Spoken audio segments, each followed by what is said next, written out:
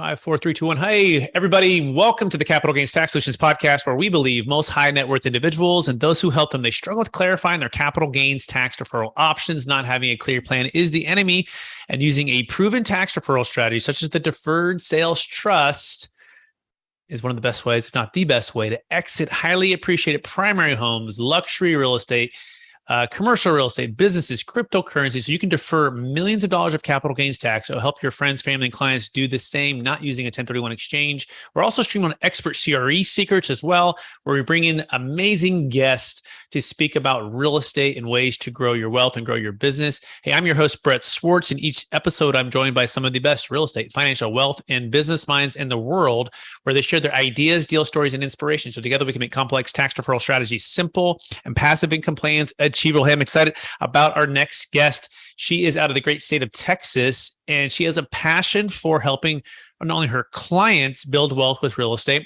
but also other real estate professionals as well. And I had the fortunate opportunity to see her live in person at the Tony Robbins EXP on a business build event in Texas, and said, hey, you know what? She is such an amazing speech and talk and inspiration that I said, let's bring her on the podcast. Please welcome to the show with me, Tammy Pack. Tammy, how you doing? I'm doing great. Thanks so much for having me. And for our listeners, get to know you for the first time, would you give us a little bit more about your story and your current focus? Absolutely. Started off my professional life as an attorney, and I still, of course, keep my license, but I don't practice anymore. Then I went into retail, opened up retail stores, got out of practicing law for 5 years, opened up retail stores here in Fredericksburg, Texas, a great destination tourist town. Then we ended up opening what has become a really hot button thing for all investors, short-term rentals, which way before there was Airbnb, our little town of 10,000 people was just covered up with what we call bed and breakfasts back then. Even though there really wasn't breakfast involved, they were private cottages, very much like the STR today. So we ended up with a bunch of those, still have quite a few of them, have 8 on 10, 9, 11 doors right now, and we're building 4 more as we speak. But we also have a reservation company and for short-term rentals, and we represent about 188 properties. Got into real estate in 2015, started a team. We now have a team of about 20 agents, and we were really, really fortunate in under 3 years by 2018 to be the number 1 team in our MLS. So we just threw all the marketing at it, all the, we weren't spring chickens. So we said, we don't have 10 or 15 years to get to number 1. We got to go for it.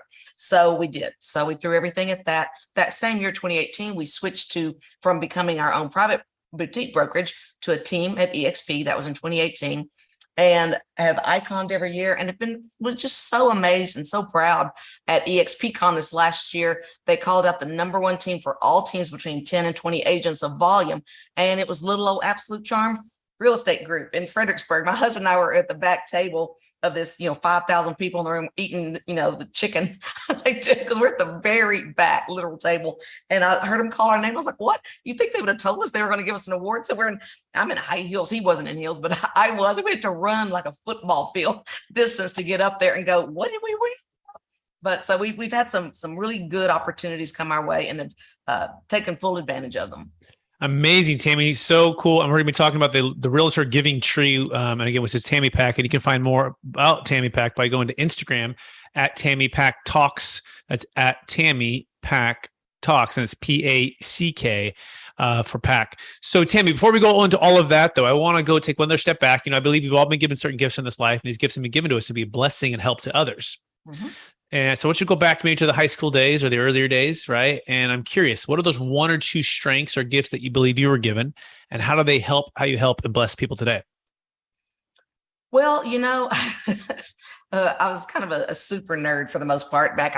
Everybody's always like, did you play any sports or anything like that? I'm like, oh my goodness, no. Someone, it was so funny, came up to me at the build event and said, so that was a great talk. So were you a wrestler? And I was like, what about me says wrestler? I don't know. And it was so funny though. I did win I've got my wrestling belt up there, a big championship belt. It was the Real Estate Superstar SmackDown. And apparently SmackDown is a wrestling term. And I said, no, that was a real estate realtor objection handling competition that I won, that Kyle Whistle and Dan Beer put on. And they Facebook streamed it where people voted. They would give one question to one person won, then they saw who voted, who answered it best. And then we kept moving up the ranks. There were 16 of us team leaders from all around the country who had done it. And I, lo and behold, ended up winning that dadgum thing out of everybody. And so I said, so just for the record, I was not a wrestler in high school or at any other time of my life, but my superpower was I was a super nerd, I would say.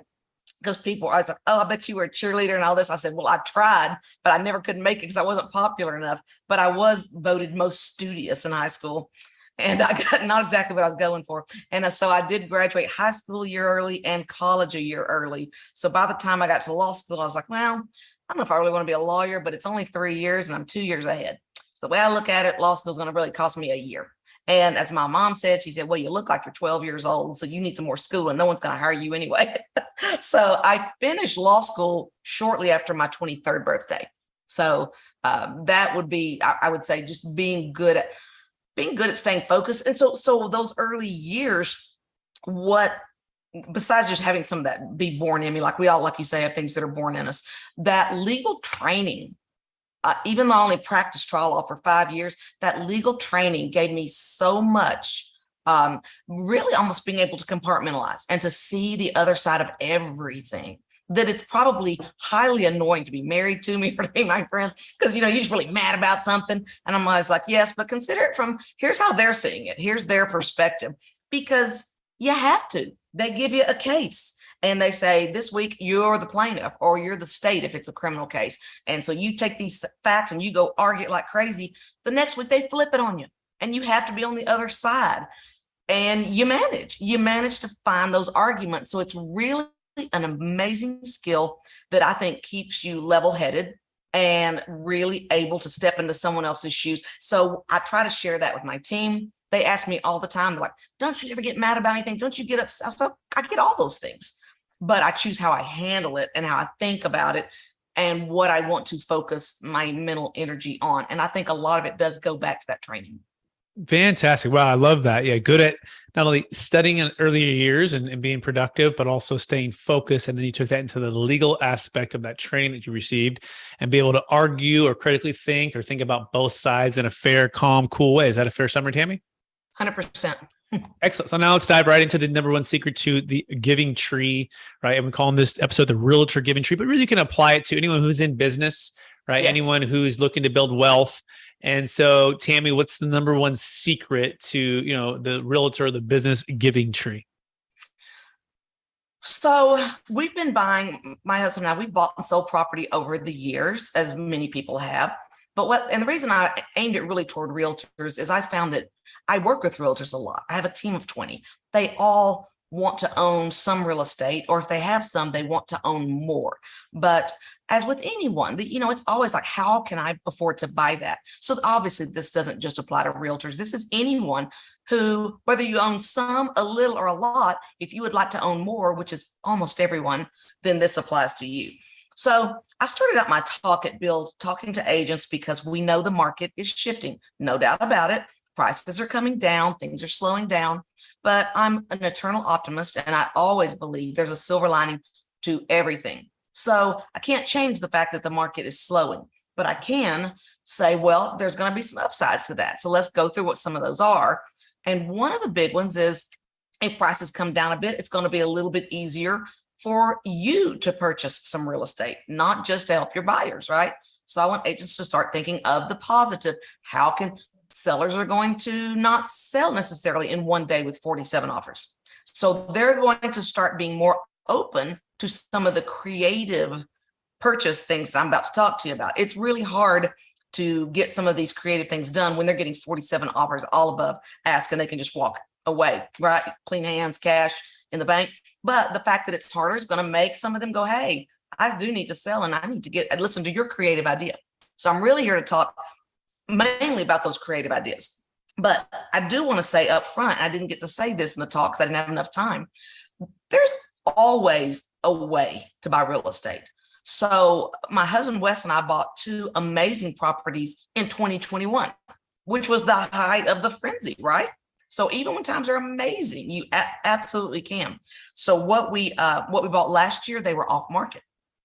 So we found a seller who had talked in the past that he would be willing to sell his properties. So I just reached back out. I'm like, hey, how are you feeling about that? Are you still wanting to do it?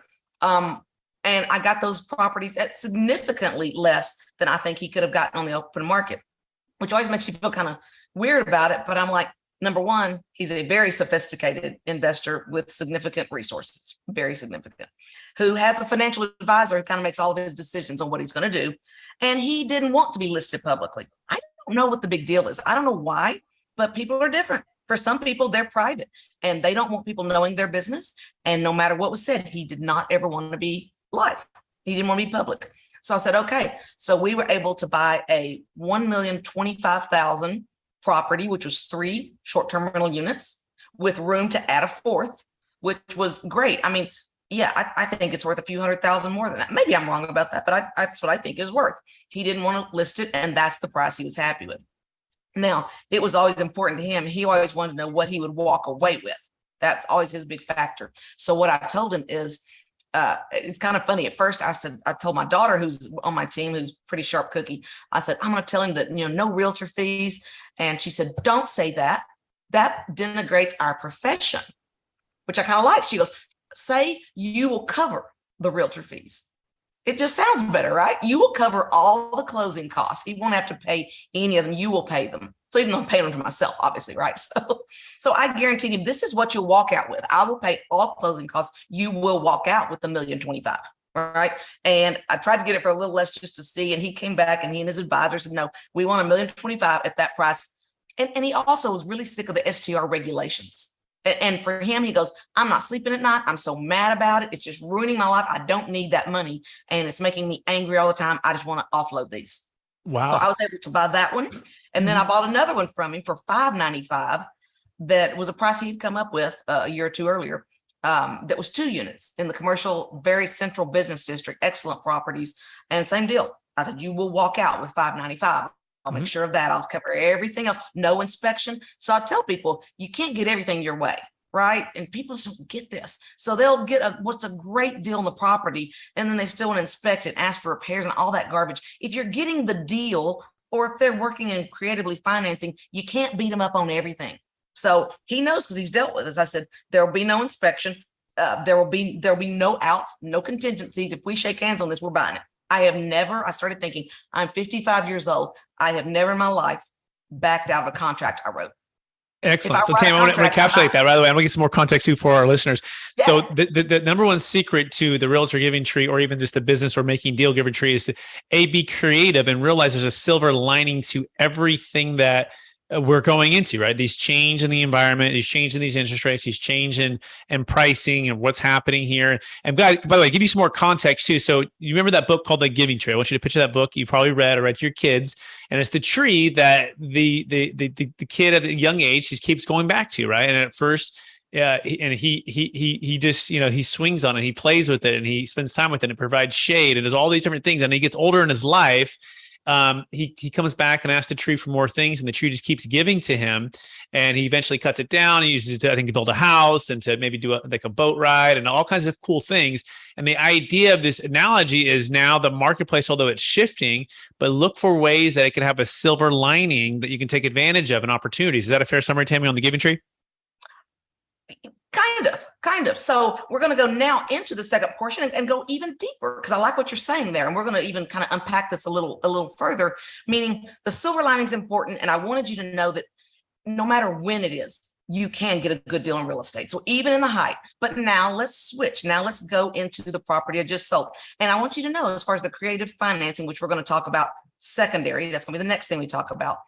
But it's important to know that I've done this many times, not just once. But this particular property, we just sold it last month and we owned it for 10 years. So it's fresh on my mind. That's why I'm talking about this one. I didn't just pull it off one time. It's been done many times. So let's dig into that. This is really good stuff. So I thought every agent, every investor I know thinks, yeah, it's good to own real estate, right? We all do. But then when you start thinking about, well, why? Is it just because it's going to appreciate or it's going to cash flow? So this is when the Giving Tree occurred to me. I was doing a little video talking, just live driving down the road, about all the ways this property helped us over the years. There's 5 distinct ways I want to talk about. And that's when I realized, I was like, man, this property was the giving tree. It just keeps giving and keeps giving. So the way it helped us, number one, let's be specific. Let's not just think real estate's good. Let's figure out how good is it, right? So number one, I found this little cottage that I wanted to buy, and it was beside my house. And it faced my house, which was weird. It didn't face the street. I thought, that's so annoying, that little log cabin's over there. But I thought, if I owned it as a B&B, then it'll be cool. So it had been a B&B in the past. This is part of knowing your craft, knowing your trade. The little gentleman did not know how to run it. He did not know how to market it. He was bringing in $600 a month as a short-term rental. I looked at it day one and said, it will make $6,000 a month as a short-term rental because I've done the work. I've had the properties. I know what guests want. I know what I can add and what I can bring. So you gotta have the skills. So I look at that and I said, I know what we're gonna make. We're gonna have to buy this thing. It's gonna do amazing. So over the years, number one thing it did for us, in the 10 years we owned it, it grossed a little over $760,000, which shows you from month one, it started bringing in $6,000 a month. So $760,000 in cash flow. Obviously, we had bills to pay out of that, right? But nonetheless, cash flow is super important to any investor, because if you have several properties and one's down, the cash flow from the other one is going to level things back out. So that's one way. That's kind of the beginning, when he just wouldn't swing in the branches, or at the very beginning of the tree. Then number two, we had tax savings. All those years, right? We had some good appreciation. We had mortgage interest while we're building equity. It helped us with our taxes. Everyone knows it does. I met a wonderful gentleman at the conference who said, yeah, but I live in Canada and we don't get to write off depreciation. I'm like, this is why I'm talking about this. That's just one of the 5 ways this property saved our family in so many wonderful ways, but you're getting focused on one thing. Okay, so don't focus on any of these. They're all very important. So we did get the tax savings for all those years. Number 3 is a biggie. Do you remember in COVID when we all thought we were never going to work again and have another dollar? There was a time I was like, what do you mean I can't work? Because just think about it. We were not only in real estate, which was very compromised. Our other business was a travel lodging B&B service. We had to give $600,000 in refunds in 14 days when everyone canceled everything. So what do? We had to think, okay, what do we do to shore up the business while we ride this out? We don't know how long it'll last. We went back to the giving tree, and the guy who had loaned us the money said, I'll loan you $170,000 of your equity. I'll give it to you right now. So within a few days, cut us a check just from our equity from the giving tree and gave us $170,000, which really just stabilized, took the pressure off. The property made well more than enough to ever have to worry about it. That was easy to pay back, right? So that was number 3. Number 4, let's see, what's number 4? I've slept since then. I got to stop and think a minute. It's fine. What do you think about, you got it? The obvious one, we sold it. Sold it. Mm-hmm. So we even with, we bought it for $350,000. I probably didn't mention that earlier. We bought it for $350,000. Mm-hmm. We sold it for $1,060,000.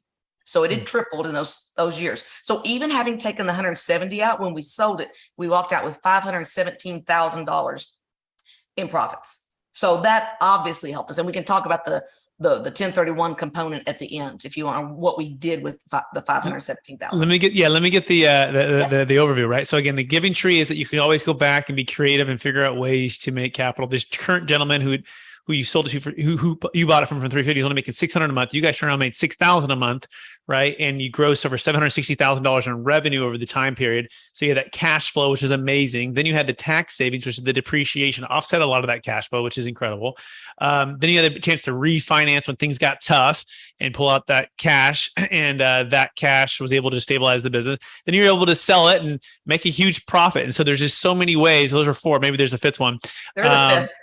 Yeah, go ahead. There's one more, and you'll love this. This is just something that not everyone could immediately do, but because we did the thing, we did the work, we built the business that does reservations, and we take 20% as our reservation fee for getting places booked. So guess what? The new gentleman who bought it is staying with us. So the property now grosses over $100,000 a year. So that's another $20,000 year after year. We're continuing to make on the property. I said, that's when it's really the stump of the tree that we sit on in our old age and continue to collect $20,000 or so a year going forward.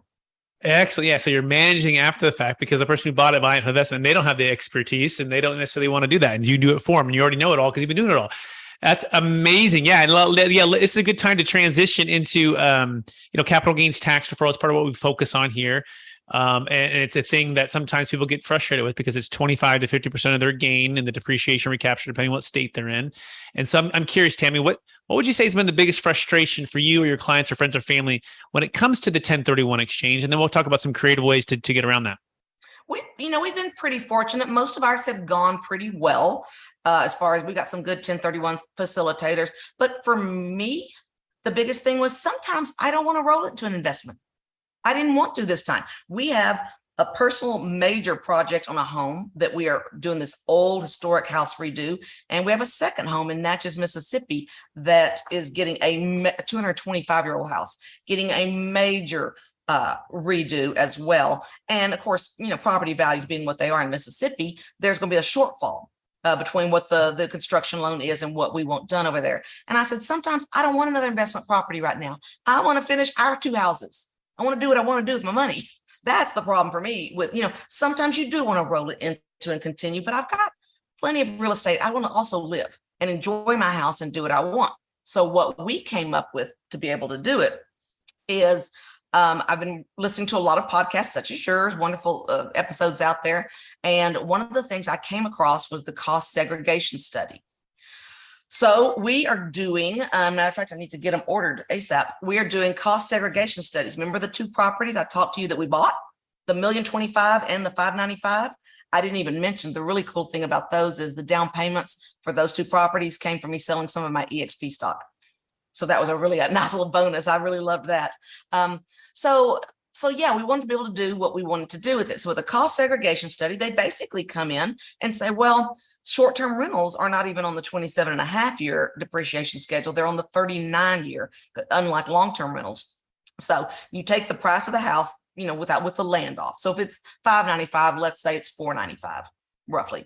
So let's say $500,000. Let's say that's what they would give it. They says a lot of things in there, like your refrigerator, your air conditioning, a lot of things are not going to last 39 years and the government knows it. So they allow you to put it on shorter schedules, 15, 10, much shorter schedules. What they're doing right now is if you have a cost segregation study and they come in, they line item out the things that are going to be on that 15-year or less schedule. And they said, typically it comes out to be around 30%. So it's probably on that $500,000 building. It's probably going to be roughly, give or take, $150,000 that we can write off. Now, the beauty is this year, bonus depreciation is allowing you to do 100% in 2022. And in 2023, it'll be 80% of that amount, then down 60, 40, and so on. But as of right now, you can take 100% of that loss. So think about the $1 million property. That's going to be probably a $300,000 or close to it negative that we can take. And then you've got your, 8582 form that rolls over your losses from the past. So when you add up the losses we're carrying forward, plus the cost segregation studies we're going to do on the 2 other properties that we own, that is going to offset most, if not all, of the gain on this particular property. And we'll have a very small amount that we'll have to pay, and we can use it for what we want. Amazing. Yeah. That's one of the most advantageous, capital gains tax solutions solution, which is the cost seg and the bonus depreciation. And you're right. It is 100% this year. Next year it's 80 and it goes down a little bit, but in the meantime, invest right now. If you can find a deal that makes sense, don't let the tax tail wag the investment dog. Yeah. Make sure it makes sense, or take your existing portfolio that you haven't done, maybe just some straight line depreciation, and go ahead and do that cost segregation study while you have the advantage of this. And then you can always roll forward the additional loss. And so that is such an amazing solution. Now, there's also another one, Tammy, I'd like to unpack with you a little bit more too. And it's called a Deferred Sales Trust. Most real estate professionals or even commercial real estate professionals, they had never heard of this, right? And it works for business sales and cryptocurrency. It works for stock sales, right? So if you had highly appreciated public stock like EXP stock, and you're looking at a way to defer capital gains tax, the 1031 exchange doesn't work for those other assets or even cryptocurrency. But you can use this Deferred Sales Trust to exit and become a lender to this trust. And in other words, it's a seller carryback. It's a creative way to exit without having to carry back for the ultimate buyer who may or may not be, credit worthy or may not take care of the property to foreclose on. So your collateral can be secured against other assets, passive or active real estate. You can be in the stock market, you can be in crypto, and you can diversify. You keep the funds liquid in that you might want to spend it for some personal needs as things come up. There's so many cool things that come to this. So I'm curious, had you heard about this before, Tammy, the Deferred Sales Trust? And if so, what are your thoughts on it? It's hilarious. The first time I ever heard about it was at the Build conference. I had not heard about it. So I'm so excited to dive into it deeper. Whoever the gentleman that I talked to about for a few minutes with it made some great points, but I said, I've got to dig deeper in this. This is amazing. Because I tell you what, for the first time ever, I think too many people try to punt all of their tax questions and issues and just not think, oh, my CPA will handle it. I continually upgrade my CPA all the time. And I still look at no one knows your business like you. And this year, for the first time, we had to write $1 million tax bill to Uncle Sam. The first time you ever pay Uncle Sam $1 million, I said, this has just become 25% of my job. This is now part of my stinking job because I don't mind paying my fair share. But what keeps me up at night is thinking I didn't know about one of these great things like you're talking about, and I threw away money I didn't need to. So I would love to hear more about that. Absolutely. And for anyone who wants to learn more about that, you go to capitalgainstaxsolutions.com. We want to invite you to our free masterminds every Friday at 10 a.m. Pacific Standard Time. We're breaking down the deal close story of the week. We're sharing you how to save a failed 1031 exchange and really just dive in to see if the Deferred Sales Trust could be a great fit for you. We also have the new book coming out called Building a Tax-Deferred Exit Strategy. Wow. And it's our proven playbook for unlocking your wealth plan for yourself and for your clients using the Deferred Sales Trust and also some other stuff like cost seg and some 1031 exchanges. But you can go to Amazon and check out that book. That being said, Tam, we are running out of time. Are you ready for the lightning round? Absolutely. All right. Knowing what you know now, Tammy, if you could go back to your 25-year-old self, what's the one golden nugget to make sure to tell yourself to do? Oh, that's a good one. Let's see. 25, I was practicing law. I would tell myself, don't give up. You're going to be out of this soon. You're going to own your own businesses. And the sooner you can get out and go do that, the sooner you're going to be successful. Fantastic. Second question. What's the number one book you've recommended or gifted the most in the past year? It's cliche, but people still don't really understand it. And it's definitely Rich Dad, Poor Dad. It's the old classic of understanding whether you're a business owner or whether you're self-employed, which is the biggest confusing thing for people, or whether you're an employee. And it's not bad or wrong to be any of them as long as you're self-aware of what your choice is and which quadrant you're actually in. I think that's so true. And as you can't be reminded enough. By the way, I just bought the Rich Dad, Poor Dad cash flow, getting out of the rat race game. And I'm playing with my daughters and we're going over financial statements. I have the HP 12C calculators right here. And I'm teaching them how to do it on this calculator. Right. And then we're going through all of it and they're absorbing it, slowly, but they're absorbing it. And it's fantastic. So check that out. Number 3 question. What are you most curious about right now? I'm looking and listening and reading and learning a lot about NFTs. It's the kind of thing that, I listen to Gary Vee a lot and I tend to believe what he says, which is it's too early for almost everyone. He said 99.9 of them are going to nothing. So it's not something you play with, but it will absolutely change our world in the same way that the internet almost changed our world, the whole metaverse, all of that. I'm trying to just, as he says, just be educated, just start to listen, start to learn. So you kind of see what's coming. Excellent. Second to last question. What's the number one leadership quote or theme that you strive to live by? Leadership quote. Let's see. The truth of it is be willing to do what others won't. I remember once my daughter was sitting in here home from college and one of the agents ran in and said, oh, the toilet's clogged up. And I just immediately got up, got the plunger and started plunging it. And my daughter said, I can't believe you have to do that. I said, well, if not me, who?